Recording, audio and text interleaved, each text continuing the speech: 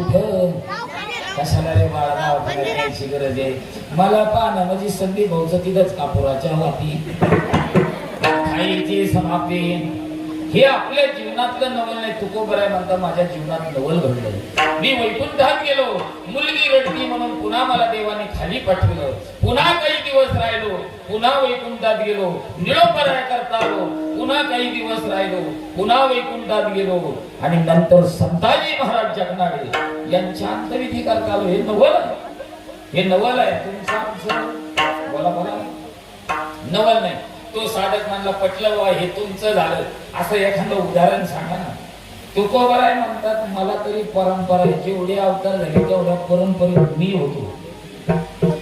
पण एक जणाला परंपराच नव्हती. काय बसणारे बोलायचं बरोबर परंपरा नव्हती. मला परंपरा आहे. ज्याला परंपरा नव्हती त्या परंपरेचं वल्याचं नाव आहे वाल्यापुरी पंतापुरी. पण जीवनामध्ये साधू भेटावा. महर्षी नारद मुनी सारखा साधू भेटला आणि त्या साधूनी वाल्या पोळ्याला सांगितलं दादा खरं जे त्याचं अनुकरण कर. ते म्हणे खरं काय? ते म्हणे राम नाम. काय नाम? राम नाम. ते वाल्या मला ते येत नाही ना राव. ते म्हणे काय येत नाही? राम येत नाही. मग नारद मुनी म्हणे तुला येतं काय? ते म्हणे आपल्याला एकच येतं हाना मारा थोडा थोडा. काय म्हणलं ते? हाना मारा घोडा. मग हे सांगणारे अधिकारी होते नारद मुनी म्हणे तुला मारा तर येतं ना मग मारा म्हण ना. वाल्या कोळ्याने विश्वास ठेवला त्या साधूवर आणि भजन करू लागला उलट्या नामाचा. मारा मारा मारा मारा मारा मारा मारा मारा मारा मारा मारा हे हे मारा मारा मारा मारा मारा मारा मारा म्हणता म्हणता म्हणता परिणाम काय झाला?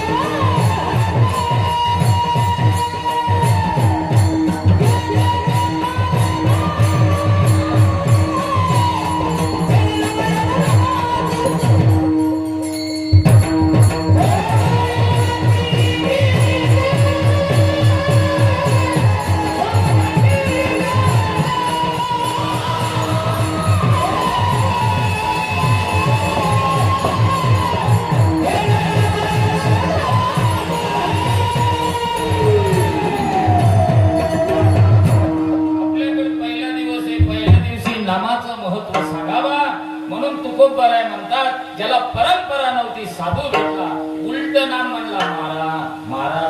परिणाम केले रामायण. नाथ मारा सुद्धा म्हणतात.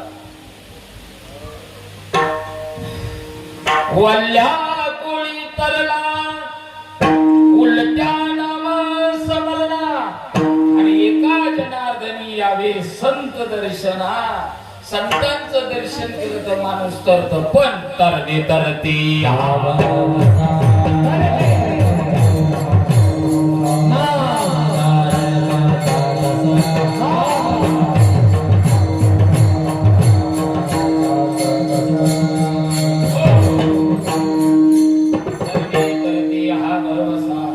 आणि नाम धारकाचा ठसा नामाला महत्व नामाला विश्वास असावा.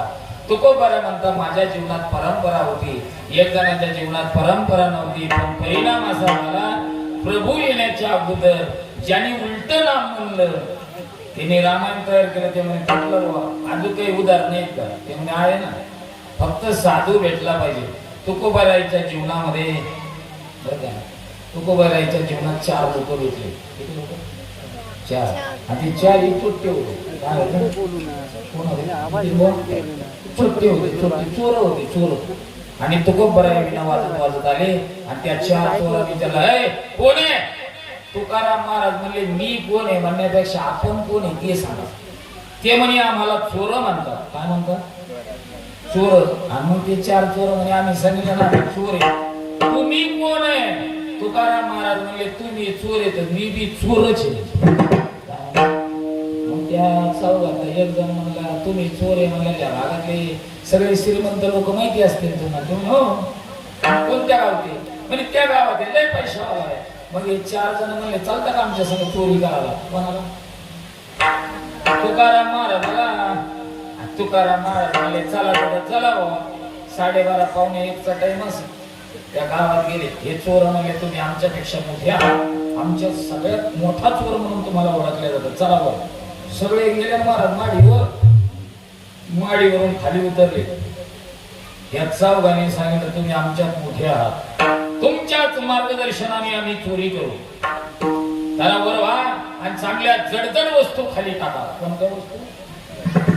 जडजड. तुकाराम महाराज म्हणतात मी कधी चोरीच केली नाही. महाराजाला चोरी करण्याची काही गरज नव्हती. पण महाराजाला ते चोर म्हणले जडजड वस्तू टाका. तुकाराम महाराज म्हणले दगडापेक्षा कोणती जड वस्तू आहे? म्हणून तुकाराम महाराजांनी काय केलं इकडे तिकडे पाहिलं. गुरुठी जाती उखळे जे होते ना बरं एक मोठं जात घेतलं वरून खाली टाकलं. याच्यातला एक चोर म्हणला हे चोरी करतात आपली डोके फुडी तर दगड फेकायला लागली. मग त्याच्यातला दुसरा चोर म्हणला आपली भाषा कळत नाही वाटत. मग दुसरा म्हणला जडजड वस्तू नका टाकू जरा हलक्या हलक्या वस्तू टाका. हलक्या. मग तुकाराम महाराज म्हणजे हलक्या हलक्या का? मग तुकाराम महाराजांनी सुप चालण्या दुरड्या जेवढ्या असत्या तेवढ्या खाली टाकल्या. आणि बोलता बोलता महाराजाचा टाईम झाला. कशाचा? काकड्याचा. महाराज जिथं चोरी करायला गेले तिथंच काकडा सुरू केला महाराजांनी. घरी पहिली मालिका सुरू झाली. उडा उडा साधू साधा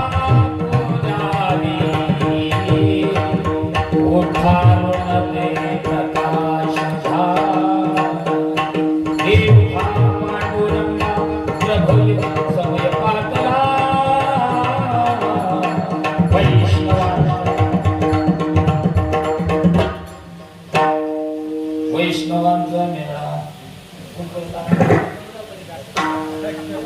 अहो पहिली मालिका झाली दादा तरी घरातल्या लोकांना जाग नाही आली. बसणारे चांगला आहे का?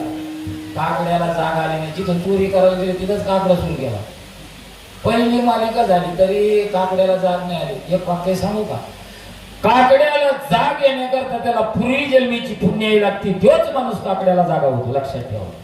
हे कोणाचं काम नाही. काकड्या महाराज जरी असेल महाराज जर काकड्याला नसेल ना तर असं समजून त्याचं निवड दे पहा. लक्षात घ्या. काकड्याला जाग येणे. आता आमच्यासारखे महाराज काकड्याला जमून नसते. काकड्याच्या टायमाला घरी येते. काकड्याला जाग येण्याकरता पूर्वी पहिली मालिका झाली. दुसरी झाली जगजोगी जगजोगी बाबा